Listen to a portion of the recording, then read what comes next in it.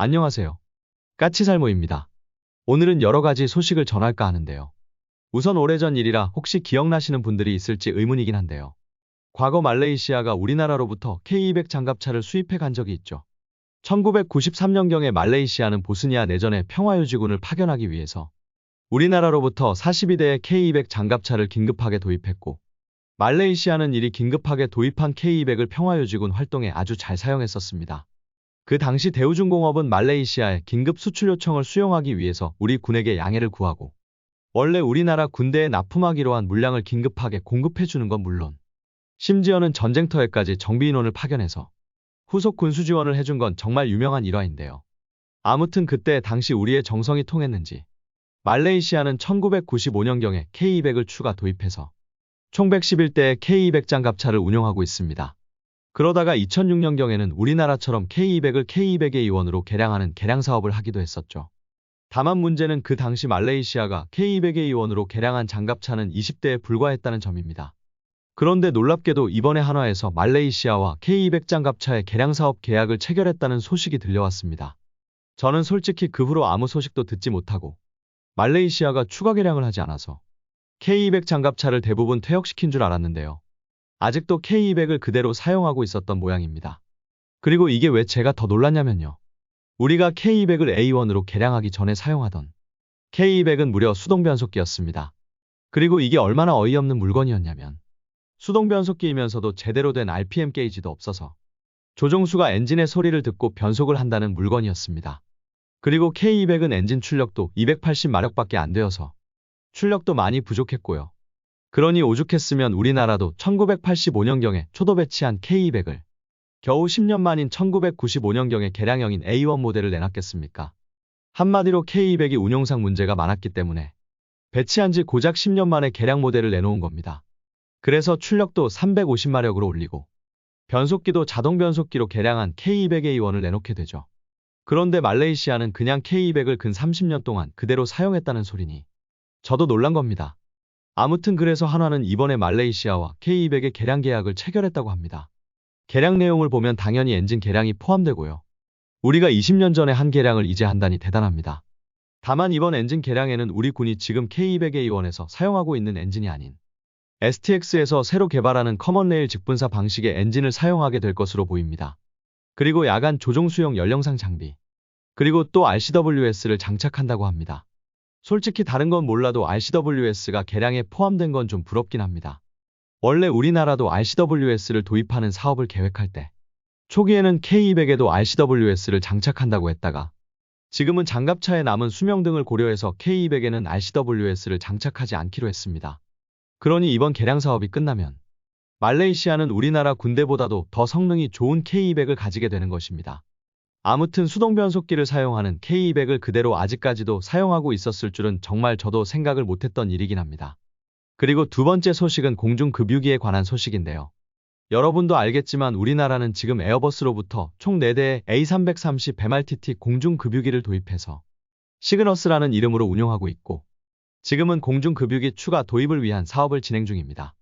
물론 시그너스가 너무 많은 활약을 펼치고 있고, 그리고 우리 공군으로부터 평가도 좋아서 2차 사업에도 다시금 A330이 선택될 가능성이 높은 건 사실이지만, 그러나 어디까지나 정부 사업의 기본 원칙은 경쟁 입찰입니다. 그래서 다시 미국 보잉의 KC-46과 우리나라에서 경쟁할 가능성이 높은데요. 이번에 이 두 공중급유기에 대한 전혀 상반된 기사가 올라와서 소개를 해봅니다.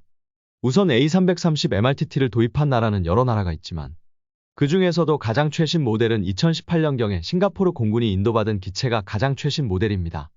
그럼 이 기체가 기존 A330과 어떻게 다르냐? 그건 바로 자동 공중 급유 장치. 그 중에서도 A3R 단계의 자동 공중 급유 장치가 탑재되어 있다고 합니다. 그런데 이번에 이 싱가포르 공군의 공중 급유기가 야간에 자동 공중 급유를 하는데 성공을 했다고 합니다. 이게 왜 중요하냐면, 지금 이 시험은 A330이 자동 공중 급유가 가능하다는 인증을 받는 과정이라고 합니다. 에어버스는 2025년까지 인증을 받는 걸 목표라고 하고, 이번에 이루어진 야간 자동 급유도 이 인증을 받기 위한 시험 중에 하나라는 거죠. 한마디로 에어버스의 자동 공중 급유 인증은 아주 순조롭게 이루어지고 있다는 뜻이고, 에어버스가 이 인증을 받으면 세계 최초라고 합니다. 그런데 문제는 여기서 우리나라도 2018년경에 A330을 인수했고, 실제로 우리나라와 프랑스도 싱가포르와 똑같은 사양의 기체를 인수받은 것으로 알고 있습니다. 그 뜻은 우리나라의 시그너스에도 자동 공중 급유 장치가 달려 있다는 뜻이고, 지금은 아직 인증 작업이 끝나지 않아서 사용하지 못하고 있을 뿐이고, 인증 작업이 끝나면 우리의 시그너스도 자동 공중 급유 기능을 쓸 수 있다는 뜻이 됩니다. 자동 공중 급유 장치가 있으면 좋은 게, 보통은 급유 장치를 조종하는 사람이 조종을 해서 급유하는데요. 이걸 자동으로 해주기 때문에 사람의 실수로 인한 사고를 예방해 준다고 합니다. 그래서 이 인증 작업이 끝나면 우리나라의 시그너스도 자동 급유가 가능해질 것으로 보입니다. 그런데 이런 에어버스와는 전혀 상반되는 기사가 보잉의 KC-46 공중급유기에서 나왔습니다. 여러분도 알겠지만 에어버스와는 달리 보잉의 KC-46은 너무 많은 결함이 발견되어서 문제가 되고 있는데요. 이번에 또 다른 결함이 발견되었다고 합니다. 케빈 스테이미 미공군 기동항공기 집행관은 KC-46에서 또 다른 결함이 발견되었고, 이번 결함은 항공기의 연료 펌프의 진동이 송풍관을 손상시키는 결함이라고 합니다. 이 송풍관은 항공기 날개의 결빙을 막아주는 역할을 하는 송풍관으로 우선은 임시 조치를 한 상태로 사용하고 있다고 합니다. 그런데 이번에 발견된 결함은 1등급 결함이라고 합니다. 1등급 결함이란 한마디로 말하면 항공기가 추락할 수도 있는 심각한 결함이라는 것입니다. 더 놀라운 건 KC-46에는 이런 1등급 결함이 아직도 6개나 남아있다고 합니다. 솔직히 이런 기체는 아예 비행을 시키면 안 되는 것 아닌가 하는 생각이 드는데 말이죠. 아무튼 그래서 KC-46은 앞으로도 상당히 오랫동안 결함을 해결해야 하는데, 여기에 또다시 새로운 결함까지 발견되었으니 더 이상 할 말은 없는 지경까지 온 것 같습니다. 그런데 솔직히 이게 우리나라에도 안 좋은 소식이라고 할 수 있습니다. 왜냐면요, 우리나라도 지금 공중급유기 2차 사업을 하는 중이고, 뭐 당연히 에어버스를 도입하겠지만 문제는 들러리를 해줄 상대가 필요하다는 것입니다. 한마디로 에어버스와의 협상력을 강화해줄 경쟁 상대가 있어야 한다는 것입니다. 그런데 에어버스와 경쟁 상대가 되어주어야 할 보잉의 KC-46이 저 모양이니 솔직히 경쟁도 안 될 것 같고, 그럼 우리의 협상력이 약해진다는 문제가 있습니다. 그렇기에 이번 보잉의 추가 결함 소식은 우리에게도 안 좋은 소식입니다.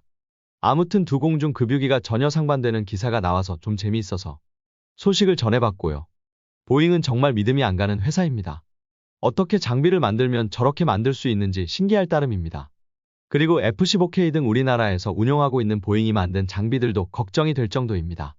그리고 세 번째 소식은 카이는 폴란드 수출형 모델인 FA-50PL 모델이 내년인 2025년 4분기에 첫 비행을 할 거라고 이야기를 했습니다. 이건 FA-50PL의 개량 규모를 생각했을 때는 상당히 빠른 개발입니다. 우선 기체의 레이더를 교체하는 개량이기에 상당히 빠른 개량으로, 이번 개량에는 여러분도 잘 알겠지만 미국의 레이시온의 팬텀 스트라이크 A사 레이더와 신형 링크 16, 그리고 300갤런 보조연료 탱크와 스나이퍼 타겟팅 포드와 이것과 연계해서 GBU 12 레이저 유도폭탄에 HMD와 사이드와인더 X형이 통합되며 여기에 공중 급유 장치까지 통합됩니다. 이렇게 많은 개량을 하는데 벌써 내년에 첫 비행을 할 거라는 소식이 나오다니 상당히 빠른 개발이라고 할 수 있습니다. 이번 개량에서 폴란드가 요구한 장비 중에서 유일하게 빠지는 장비는 EGI라는 장비뿐입니다. 이 장비는 미국에서 새롭게 개발되는 항법 장비입니다. 물론 이 장비가 빠진 이유는 우리 때문은 아니고요. 미국 업체의 공급 지연으로 빠지는 것이라고 합니다. 이것 말고는 카이는 폴란드가 요구한 모든 개량이 전부 포함되었고, 이런 개량이 이루어진 FA-50PL이 내년 4분기에 첫 비행을 한다는 것입니다. 그러나 다만 이번 개량에는 암남 통합은 포함되지 않았습니다.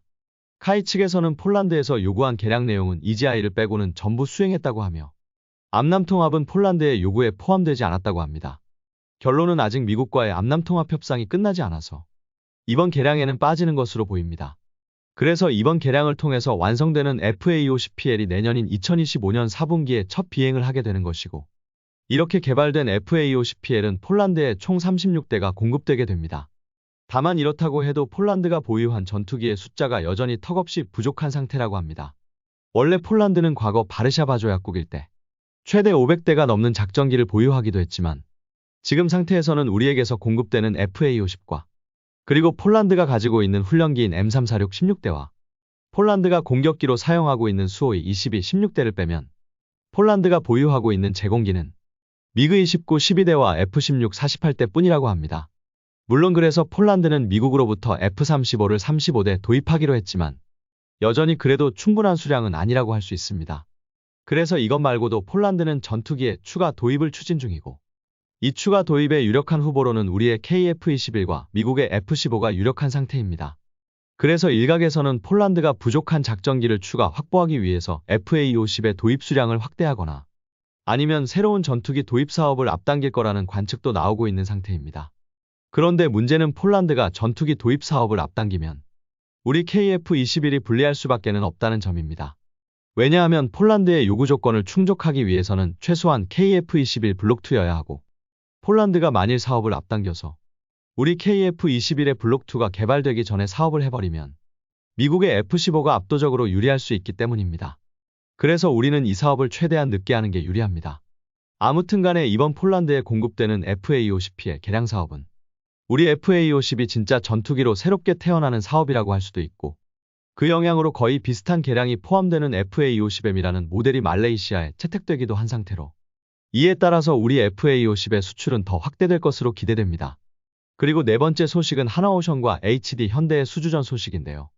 여전히 KDDX에 대한 결정은 아무것도 이루어진 게 없으며 산업부는 방사청의 결정이 있기만을 기다리고 있다고 하고 방사청은 하나오션이 제기한 HD 현대에 대한 수사가 마무리된 다음에 결정할 거라는 태도를 취하고 있습니다. 솔직히 이게 좀 어이가 없는 게 지금 경찰 수사가 이루어지고 있지만 경찰의 수사가 끝나고 결과가 나온다고 해도 HD 현대의 임원들이 군사기밀 유출에 관여했는지 명확하게 증거가 나오지 않을 수도 있고 그러면 또 검찰 수사와 또 검찰 수사에서 명확하게 밝혀지지 않으면 법원의 판단을 기다려야 하는 건데요. 그럼 결론은 KDDX의 개발 일정이 늦어질 수밖에는 없다는 점입니다. 그래서 지금 상태는 상당히 답답한 상태입니다. 그리고 이것과 관련해서 당연히 지금 현재 우리 해군이 발주하거나 발주 예정인 함선이 KDDX만 있는 건 아닙니다.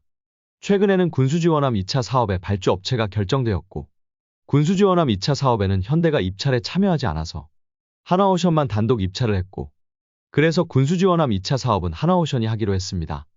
하나오션이 낸 기사를 보니 이 사업은 아무도 하지 않으려는 사업이었고 그걸 하나오션이 마지못해서 수주한 거라는 식으로 언론 플레이를 하기는 했지만 제가 보기에는 현대가 감점을 받은 상태에서 상대적으로 요구하는 기술 수준이 높지 않은 군수지원함을 하나오션과 경쟁을 해서 따낼 가능성이 없기에 포기한 것으로 보이고요. 이것 말고도 현재 우리는 여러분도 알겠지만 6,000톤급 시험함 건조 사업을 하고 있고 이 사업에서도 KDDX와 마찬가지로 현대와 하나오션이 치열하게 경쟁하고 있다고 합니다. 솔직히 이 시험함은 군수지원함과 다르게 중요한 함선이고 그래서 양 회사들이 본인들이 하기 위해서 치열하게 경쟁을 하는 것으로 보입니다. 아무튼 당연히 우리나라가 경쟁을 유발하기 위해서 방산업체를 2개 회사로 가는 것이긴 하지만 현재 하나오션과 현대는 너무 심하다고 할 정도로 서로를 물어뜯으면서까지 경쟁을 하고 있어 걱정이긴 합니다. 다만 이로 인해서 KDDX의 건조가 지연되는 일만은 발생하지 말아야 한다고 보는데 아무리 봐도 KDDX의 건조가 지연될 것 같아서 걱정입니다. 그리고 오늘의 마지막 소식은 우리나라의 새로운 잠수함 군함인 강화도함이 지금 1년이 넘게 납기가 지연되고 있다고 합니다. 강화도함은 우리나라가 장보고3를 건조함에 따라서 잠수함 군함 능력을 향상해서 새로 건조하는 잠수함 군함으로 특히 기존 우리 해군의 잠수함 군함인 청해진함보다 배수량이 2,400톤이나 늘어난 5,600톤급 대형 군함으로 역시 핵심 장비는 심해구조 잠수정인 DSRV입니다. 그런데 바로 이 DSRV가 문제가 있어서 납기가 지연되고 있다고 합니다. 그리고 특히 문제가 되는 건 납기가 지연되는 사유가 하나오션과 해군이 말하는 게 다르다는 것입니다. 하나오션에 따르면 지금 DSRV가 해군이 요구하는 요구치를 충족하지 못하고 있고 그리고 그리 된 이유는 해군이 요구 조건을 변경했기 때문이라고 합니다. 한마디로 이번 납기 지연은 하나오션의 잘못이 아닌 해군 때문이라는 거죠. 그런데 해군은 하나오션의 이런 주장에 바로 반박을 하면서 자신들은 요구 조건을 변경한 사실이 없다고 주장하고 있습니다. 해군은 원래 정해진 요구 조건만을 요구하고 있고 이번 납기 지연은 DSRV가 이런 해군의 요구 조건을 충족하지 못해서이지 자신들은 요구 조건을 변경한 적이 없다고 주장을 하고 있습니다. 그리고 당연히 이로 인해서 지연 배상금만 쌓이고 있는 상태라고 합니다. 원래 강화도함의 납기 일자는 2022년 12월이었는데 지금 5차례 이상 납기 일자를 연장하고 있고 최근에는 아예 납기 일자를 정하지도 못한 상태라고 합니다. 그래서 결론은 강화도함은 지금 언제 납품될지도 모르는 상태이고 납품된다고 해도 해군과 하나오션은 납기 지연에 따른 지연 보상금 문제로 또 싸우게 될 것으로 보입니다. 하나오션 측의 주장대로 해군이 요구 조건을 변경해서 납기가 지연되는 거라면 하나오션은 소송전이라도 가서 지체 보상금을 내지 못한다고 할 것이고 해군의 주장처럼 해군은 요구 조건을 변경하지 않았는데도 하나오션 측 잘못으로 납기가 지연된 거라면 당연히 하나오션은 지체 배상금을 납부해야 할 것입니다. 그래서 이 사업은 강화도함이 납품된 다음에도 틀림없이 법적 싸움으로까지 갈 것으로 보입니다. 아무튼 오늘은 여러 가지 소식을 전해봤는데요. 아무래도 KDDX가 하나오션과 현대의 싸움으로 인해서 건조가 지연될 것 같아서 걱정이 크고요. 솔직히 지금은 하나오션이든 현대든 상관없으니 빨리 결정되어서 KDDX의 건조가 지연되는 일만은 없기를 바라봅니다. 이상 영상 봐주셔서 감사합니다.